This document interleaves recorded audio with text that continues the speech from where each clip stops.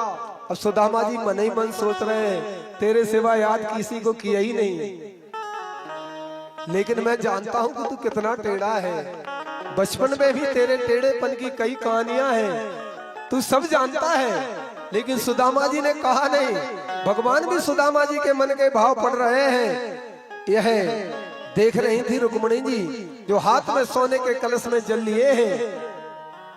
एक हाथ में सोने की परात, दूसरी देवी लिए खड़ी है।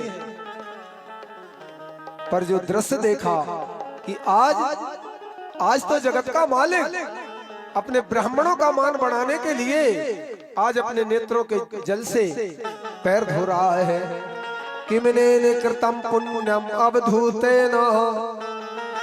रुक्मिणी जी कहती है इस अवधूत ब्राह्मण ने ऐसा कौन सा पुण्य किया है कि आज जगत पिता जिसके चरणों को धो रहे हैं। श्रियाहीन लोके समन, श्रीहीन है, कुछ भी नहीं है, पर जगत का ईश्वर आज इनके चरण धो रहा है। अब रुक्मिणी अम्बा सोच रही है तनक जगह मिल जाए, जब ये धो रहे हैं हमें भी धोने को मिल जाए। पर भगवान का प्रेम देख करके बस खड़ी देख रही हैं। इतने में जल ले आई। भगवान ने अश्रुओं से धोए, परात को नीचे किया और सारी देवियों ने, 8 पटरानियों ने आज सुदामा जी के चरणों का पाद प्रक्षालन किया। अब भगवान ने कहा मित्र तुम थके हारे प्रतीत हो रहे हो, सोना है, पहले स्नान कर लो। भगवान ने स्नान कराया, सुंदर वस्त्र पहनाए सुदामा जी को। लेकिन जब वस्त्र पहनाने की बात आई तो सुदामा जी की काख में भगवान ने समझ लिया कि कुछ तो रखे हैं, पर मांगे कैसे। कहने लगे क्यों भैया विवाह हो गया? विवाह तो बहुत पहले हो गया था, संतान भी है, तो भाभी ने जरूर मेरे लिए कुछ दिया होगा। सुदामा जी बोल नहीं पा रहे हैं। कैसे कहते हैं कि जो दिया है वो तेरे वैभव के सामने तो फीका है। इतने बड़े भगवान को 4 घर के चावल दे तो इसमें कौन सी शोभा होगी। भगवान ने कहा जरूर कुछ दिया होगा। कुछ और चर्चा करो भाभी की। बहुत सी बातें बताई कि भैया तेरी कृपा से मुझे बहुत सुंदर सुशील पत्नी प्राप्त हुई है, भगवान उसकी रक्षा करे। भगवान कह रहे वो तो सब ठीक है, मैंने पूछा कि भाभी ने कुछ दिया है? सुदामा जी कह नहीं पा रहे मुख से दिया तो है, पर भगवान समझ गए कि कांख में दबा रहे हैं। तो भगवान कहने लगे भैया तेरे चरण पकड़े हैं, हो सकता है तेरे चरण पकड़ने से तेरे हाथ में दर्द उतर आया हो, तो तेरा हाथ दुख रहा हो, ला जरा तेरे हाथ को दबा दूं, क्योंकि बार बार तू हाथ को दबा रहा है। सुदामा जी समझ गए कि अब चोरी पकड़ी जाना है, क्योंकि ये ठहरा नटखट बार बार दबा रहे हैं। पर भगवान तो भगवान है। जैसे ही खींचा उस पोटली में से तो चावल झांक रहे थे, पकड़ते ही और पोटली के चावल यहाँ बिखर गए। जैसे जन्म जन्मांतर का कोई दरिद्र हो और मोती मूंगा को देख करके, हीरा देख करके, बिखरे हुए हीरों को देखकर टूट पड़े, ऐसे मेरे भगवान टूट पड़े और बिखरे चावलों को इकट्ठा करके भगवान बचे हुए चावलों को भी और फैले हुए चावलों को भी आज पान करने लगे। और एक मुट्ठी को खाया, दूसरी को खाया। सो रुक्मिणी अम्मा ने हाथ पकड़ लिया, कुछ अपने लिए भी बचा लो कि सब इनको ही दे दोगे। भगवान को भक्तों को देने में संकोच होता नहीं है। अब बढ़िया सुंदर वस्त्र धारण करके, और कथा तो लंबी है, आज जाना भी है, इसलिए थोड़ा संक्षेप करके सुदामा जी का चरित्र श्रवण करा रहे हैं। कुछ एकादश की, कुछ द्वादश स्कंद की थोड़ी सी कथा गा के कथा को विश्राम करना है, सो इसलिए जल्दी में लगे हैं। ये सब खुल जाएगा, इन्हें भी सबको जाना है।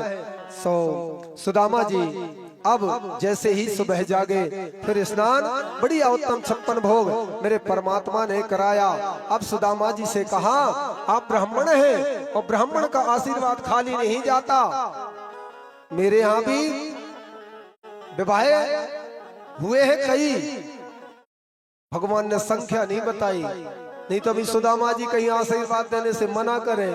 सो भगवान ने रुक्मणी जी को, सत्यभामा जी को, जामवंती जी को, मित्रवंदा जी को, लक्ष्मणा जी को, सबको एक एक करके सुदामा जी आशीर्वाद दे, सदा सुहागन रहो, सदा चिरंजीवी रहो। सुदामा जी 8 को दिया, फिर लाइन पीछे से लगी है, फिर 1 से क्रम शुरू हुआ, अब 16,100 आना है। सुदामा जी ने 100, 200, 300, 400, और फिर अब तो सुदामा जी कहने लगे भैया गिनती बता दे कितनी है, और 10-50 रह गए तो बुला ले, इकट्ठो दे दे, मैं ठहरो बूढ़ो ब्राह्मण और निर्बल हूँ, इसलिए थक गया हूँ, हिम्मत नहीं है। सो कहा सुदामा जी पूरी 16,108 है।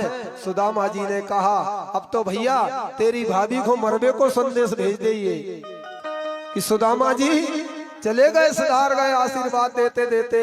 तो भगवान हंस गए, तो क्या करें, आशीर्वाद तो देना पड़ेगा। सुदामा जी भी ब्राह्मण के पक्के, भगवान के पक्के भक्त हैं। कहा कन्हैया एक काम कर, तू बैठ जा चरणों में। भगवान बैठ गए, सुदामा जी ने दोनों हाथ उठाए और कृष्ण भगवान को आशीर्वाद दिया और कहा ये तेरा ही आशीर्वाद तेरी सारी पत्नियों को लगे। भगवान प्रसन्न हो गए, सबने बचे चावलों को खाया।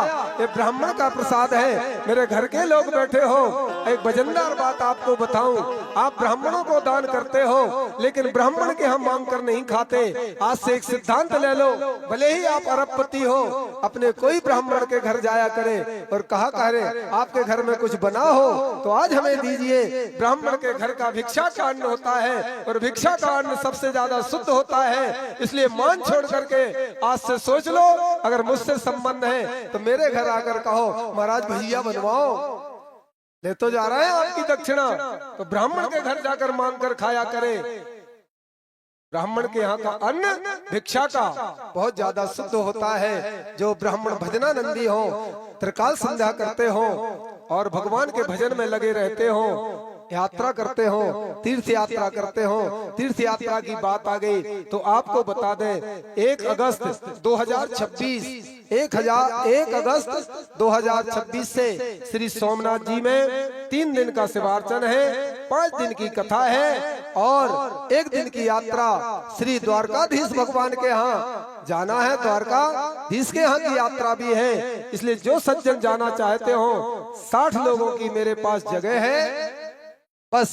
इसलिए जोहद वालों से विशेष कहना है, अगर आपको जाना हो, पिछली साल मैं घर घर गया था, मैं आपसे क्षमा मांगता हूँ। इस बार मैं किसी के घर सोमनाथ जाने की कहने नहीं जाऊंगा। आपके नंबर भी है या किसी के माध्यम से आप मुझे सूचित करें। कुछ राशि आपको पहले जमा करना पड़ेगी, वो राशि आपके ना जाने पर वापस नहीं होगी। क्यों कि लोग टिकट जैसे हो जाता है, अब टिकट में तो पैसे लगते हैं, हम कितने ही बड़े महाराज हो, रेलवे को तो पैसा से मतलब है। सो भैया खर्च होता है। बुकिंग हो चुकी है, मैं बुकिंग कराया। द्वारकाधीश भगवान के दर्शन भी जिनको करना हो तो मेरे साथ जा सकते हैं। राशि अन्य चर्चा, क्योंकि लाइव टेलीकास्ट चल रहा है, नहीं तो बस पुलिस हो जाएगा महाराज पहले तो इनकम टैक्स वाले आ रहे हैं, हिसाब दो कितना पैसा कमा रहे हैं। तो पैसा कमावे की तो बात दूर है, आपका पैसा आपके ही खर्च करते हैं। जो बच गया सो अपने गोपाल के चरणों की कृपा मानी सो रख लिया। बाकी हम तो देखो, हम तो आपको भगवान का दर्शन कराने जा रहे हैं। कमाना होगा तो जोध में अभी निकल जाए पूरे घरों में तो 2-5 लाख आज मिल जाएंगे। यहाँ कमा ले, तीर्थों में कमाने थोड़ी जाते हैं, तीर्थों में तो कमाने जाते हैं भगवान का नाम। हमारे भाई साहब बैठे हैं, विश्वास ना हो तो आप भाई साहब को माइक दे दो, वो बता दे देंगे कि हम सब केवल भगवान का आशीर्वाद लेने जाते हैं। जिसको जाना हो वो 1 अगस्त 2026 से हमारा कार्यक्रम सोमनाथ में है, लेकिन आज से 1 महीने बाद मेरे प्रयागराज से लौटने के बाद बुकिंग शुरू हो जाएगी। तो जल्दी आए, जल्दी पाएं, अपन चलेंगे। जिसको जाना हो तो वो या तो हमारे पूरे भैया को है, नवल सिंह भाई साहब को है, और भी देवेंद्र महाराज है, सब तो बहुत से लोगों पे नंबर है, बैनर पे नहीं है। नंबर ले लियो। जिनको जाना हो, राशि आप पूछ सकते हो, हमारी जो सुविधा है हम बता देंगे। उसके बाद आपको अलग से सुविधा चाहिए हो तो हमें बता देना। एसी कमरे चाहिए हो तो हम आपके एसी कमरे बुक कर देंगे। आपको 5 स्टार में भोजन करने हो, सब अभी बता दियो, तो पैसा व्यवस्था है भाई साहब, सो वो भी हम आपको कर देंगे। आस्क एनीथिंग, कुछ भी पूछिए उस विषय में हम आपको बताएंगे। सो एक बार जोरदार अगर सोमनाथ भगवान की याद आ गई तो बजाओ ताली। बोलिए सोमनाथ भगवान की। और आ गई क्या कहीं से राशि?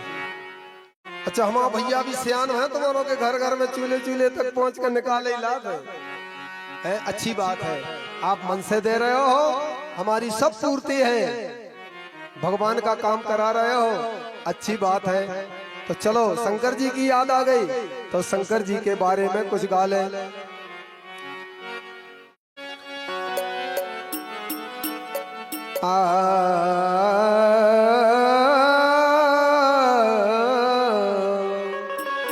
द्वारकाधीश का ही गाए।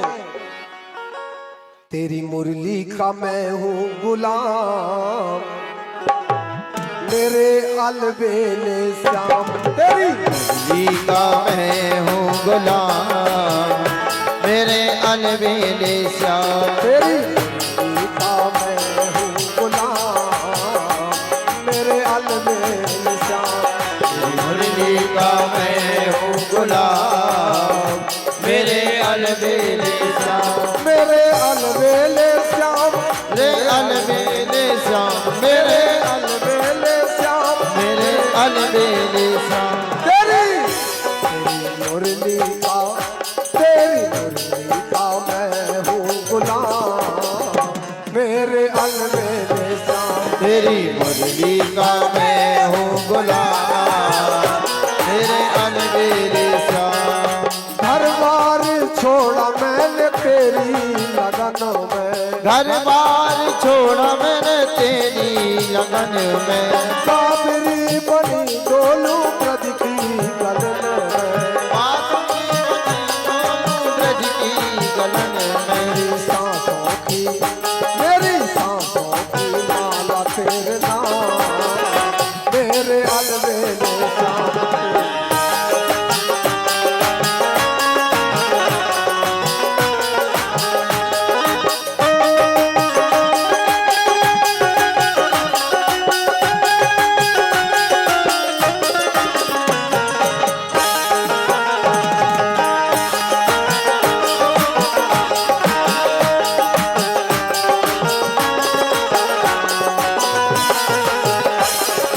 जब से लड़ी निगोड़ी तुम संग अखियां, जब से लड़ी मोरी तुम संग अखियां।